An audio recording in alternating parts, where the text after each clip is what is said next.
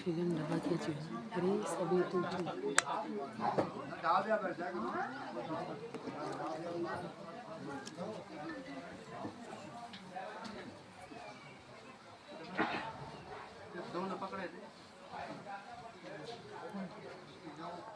प्रज्वलितो यान प्रदीपः हरिः ओम व्यासाय व्यासरूपाय विष्णवे नमो ये ब्रह्मनिधेय विष्णाय नमो नमः ओम हरिः गुरुर्ब्रह्मा गुरुर्विष्णु गुरुदेवो महेश्वरः गुरु साक्षात् परब्रह्म तस्मै श्री गुरवे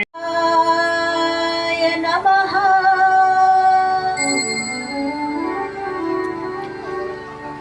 श्री सरस्वती नमः। श्री सुरभि नमः।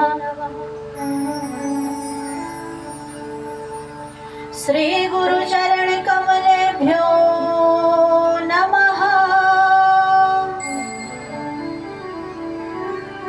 मातृपितृचरण कमलेभ्यो नमः। श्रीष्टदेवाय नमः। श्री पितृदेवाय नमः। सर्वेभ्यो देवेभ्यो नमः। सर्वेभ्यो ब्राह्मणेभ्यो नमः।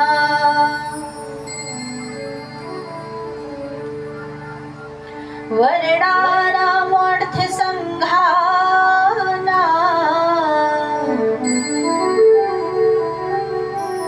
रसानां छन्दसामपि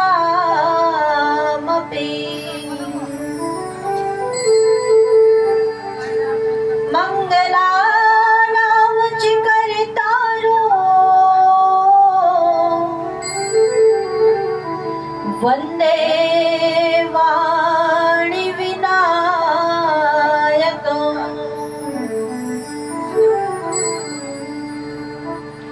सरस्वती महाभागे वरदे कामरूपिणि विश्वरूप विशालाक्षी विद्यां देहि परमेश्वरी।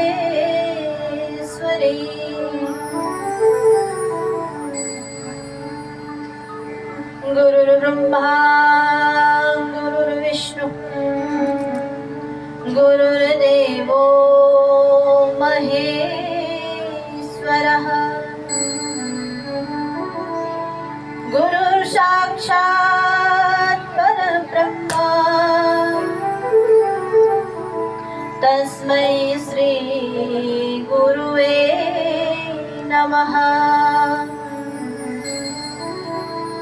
तस्मै श्री गुरुवे नमः। देवी प्रपन्नार्ति हरे प्रसीद प्रसीद माता।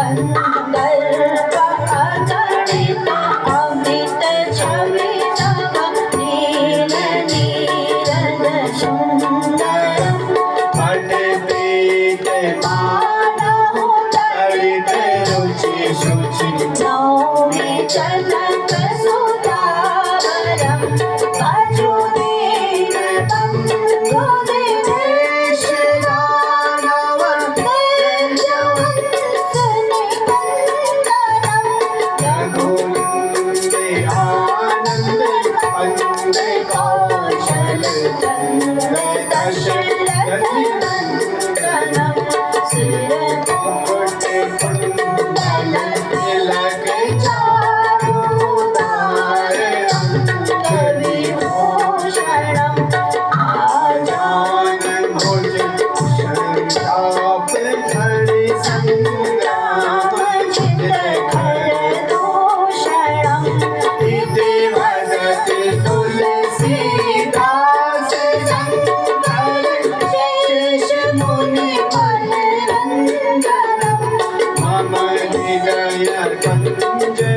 विश्वास करो कामारि घन जल मनु जाहि राज तिलहि सोबरु सहज सुंदर सागरो करुणानिधान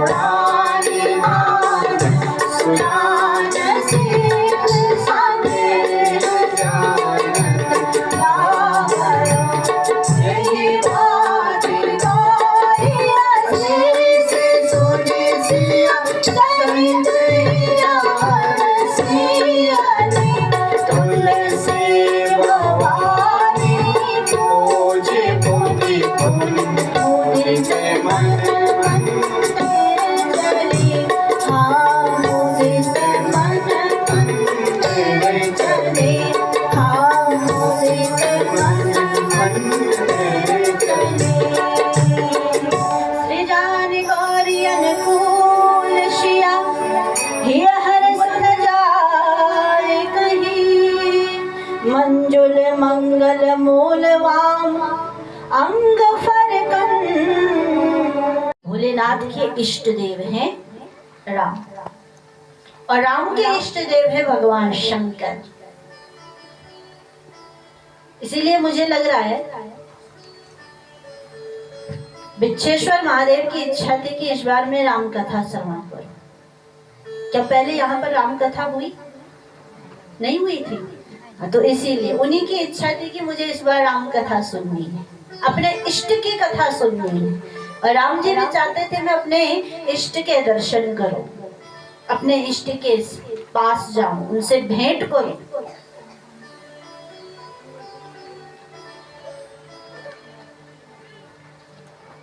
भगवान शंकर के इष्ट राम हैं, और भगवान शंकर के मुख पर हर वक्त राम का नाम रहता है।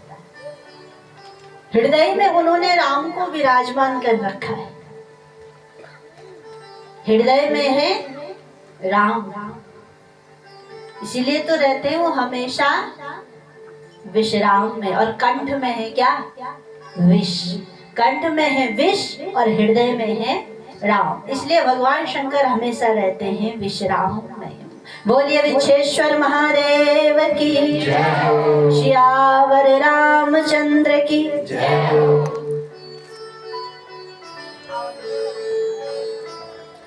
और हमारे हृदय में भगवान तो हैं, लेकिन आज तक कभी उनके दर्शन नहीं हुए, देख नहीं पाए हैं उसको कभी, और देखने का प्रयास भी नहीं किया हमने, जानने का प्रयास नहीं किया है कि कभी हृदय में बैठे उन प्रभु के दर्शन तो करें। विषय वासनाओं में इतने हम खो चुके हैं, हृदय में बैठे उन प्रभु को देख नहीं पाते और पूरी दुनिया में भटकते रहते हैं। और जिस दिन हृदय में बैठे उन प्रभु के दर्शन होंगे ना, तो फिर कहीं भटकने की आवश्यकता ही नहीं। इसलिए ये जो राम कथा का दिव्य आयोजन आप लोगों ने किया है, रामचरितमानस में लिखा है कि राम कथा को समझना है, इस राम कथा को समझना है तो जीवन में 3 चीजें, 3 वस्तुएं अवश्य होनी चाहिए। हमें राम कथा को समझने के लिए 3 वस्तुओं की जरूरत पड़ेगी। वैसे तो आप लोगों ने रामलीला बहुत देखी है, आयोजन भी किया होगा, फोन पर भी देखा होगा, टीवी में भी बहुत देखा होगा, लेकिन इसको समझना है तो सबसे पहली चीज है श्रद्धा। राम के प्रति श्रद्धा, और राम के प्रति जब श्रद्धा होगी तब जाकर के मिलेगा सत्संग। जब सत्संग मिलेगा, सत्संग में हमें कथा श्रवण करने को मिलेगी और प्रेम भाव से हम इस कथा को श्रवण करेंगे, तब मिलेगा हमें राम का प्रेम। तो राम को समझने के लिए, राम कथा समझने के लिए सबसे पहले श्रद्धा, फिर सत्संग और फिर प्रभु से प्रेम। इन तीनों चीजों की आवश्यकता, और जिसके जीवन में ये तीनों ही चीजें ना हो वो कभी भी राम को नहीं समझ सकता। हमें राम कथा बहुत सरल लगती है, लेकिन जो हमने सुनी है, कहते हैं ना सुनी सुनाई बातें, एक दूसरे से सुनी, बस इतना ही हम जानते हैं। राम जी माँ कौशल्या दशरथ जी के पुत्र थे, 4 भाई थे ये। इनकी पत्नी सीता थी। सीता जी का हरण वन में रावण ने किया। फिर हनुमान जी से भेंट हुई, वानर सेना की सहायता से भगवान ने लंका में प्रवेश किया, रावण का संहार किया, राक्षसी सेना का संहार किया। वापस भगवान राम अयोध्या में आए और इनका राज तिलक हुआ और राम राज्य की स्थापना हुई।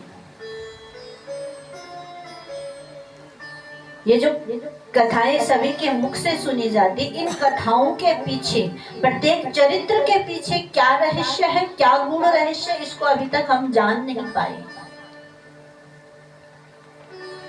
प्रत्येक चरित्र में आगे हम कथा सुनेंगे 9 दिनों तक, तो इन कथाओं में हम श्रवण करेंगे। प्रत्येक चरित्र में, प्रत्येक कथा में भगवान ने हमें कुछ न कुछ सीख दी है, कारण बताया है।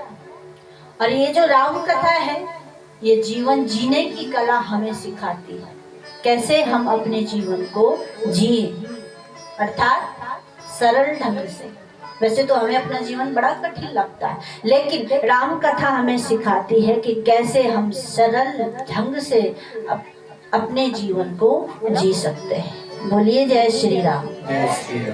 अब बात ऐसी है, थोड़ा थोड़ा गर्मी भी पड़ने लग गई, पड़ रही है और हवा भी चल रही है, और जो धीरे धीरे ये हवा के झरोके आ रहे हैं ना, इसमें धीरे धीरे आपकी आंखों में इसका प्रवेश हो रहा है।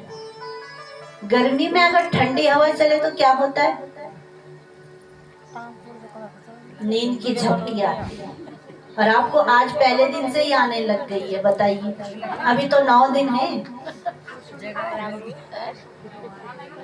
इतना बड़ा आयोजन किया है, सोते तो हम रोज ही थे, कथा के बाद भी सोना है। तो जब इस प्रांगण में हम आए हैं राम कथा सुनने के लिए, तो निद्रा देवी को गेट से बाहर ही बैठा दीजिए ना।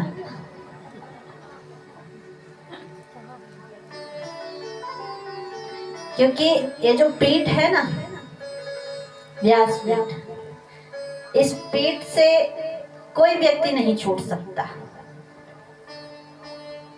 हमारी नजर से, चलो हमारी नजर से छूट भी जाए कोई बात नहीं, लेकिन उसकी नजर से कौन बचाए।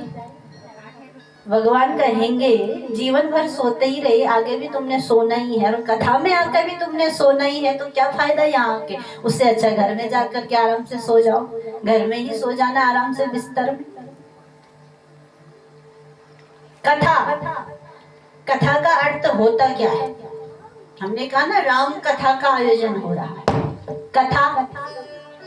कथा का उल्टा करना। अब देखिए, जो हम पूछेंगे ना, आपको थोड़ा बोलना भी पड़ेगा, तभी तो पता लगेगा कि हाँ समझ में आ रहा है। क्या है कथा का उल्टा? थाक अर्थात थकान। ये जो कथा है, ये हमारे जीवन की थकान को मिटाती है, बाहरी नहीं, अंदर की थकान जो हम अपने जीवन से हारे हुए रहते हैं। हमें लगता है हमारा कोई नहीं है, कोई हमारा साथ नहीं देता, कुछ नहीं जाने वाला यहाँ से। ये जो जीवन की थकान है ना, इस थाक को मिटाती है कथा। बोलिए जय श्री राम। और कथा होती है केवल भगवान की, इंसान की क्या होती है? जब आप एक दूसरे से मिलते हैं, 2 लोग बैठे हैं, 4 लोग बैठे हैं, तो क्या बातें करते हैं, क्या सुनाते हो आप? व्यथा, अपने अपनी व्यथा सुनाते रहते हैं, कोई किसी की नहीं सुनता है। कैसे हो, बस क्या बताए, काट रहे हैं दिन। जीवन तो बस इतना कठिन हो गया है कि बस क्या करें। एक तो शरीर साथ नहीं देता है, किसी का दुख है कि पुत्र नहीं है, किसी का दुख है कि धन नहीं है, किसी का दुख पुत्र है लेकिन पुत्र है कुपुत्र, वो दुख है, ये व्यथा है। पुत्र तो है लेकिन पुत्र वधू जो आई है हमारे कहने पर नहीं चलती है। चलो पुत्र वधू भी है, पुत्र का पुत्र नहीं है, नाती नहीं, ये भी व्यथा है। जीवन की, मानव के जीवन में केवल व्यथा ही व्यथा है और भगवान की है कथा। तो ये जो व्यथा मिटेगी तो वो किससे मिटेगी? झपकी लेने से नहीं, भगवान की कथा से। जीवन की व्यथा केवल और केवल भगवान की कथा से ही मिटेगी। बोलिए जय श्री राम। तो राम को समझने के लिए कह रहे हैं, जे श्रद्धा संबल रहित नहीं संतन कर साथ, तिन कहु मानस अगम अति, जिनहि न प्रिय रघुनाथ। जिसके जीवन में श्रद्धा नहीं, जिसके मन में श्रद्धा है ही नहीं भगवान के प्रति। कई लोग कहते भी है, अरे क्या है भगवान, कुछ भी नहीं है, क्या किया उसने मेरे जीवन में तो कुछ भी नहीं है भगवान का दिया हुआ। इंसान को तो लगता है कि बस सब कुछ मैं ही करता हूँ। ये तो पता ही नहीं, करने वाला भी वो है, करवाने वाला भी वो है, वो कब क्या कर दे इसका भी पता नहीं। इंसान ये भूल जाता है, भगवान ने ही तो हमें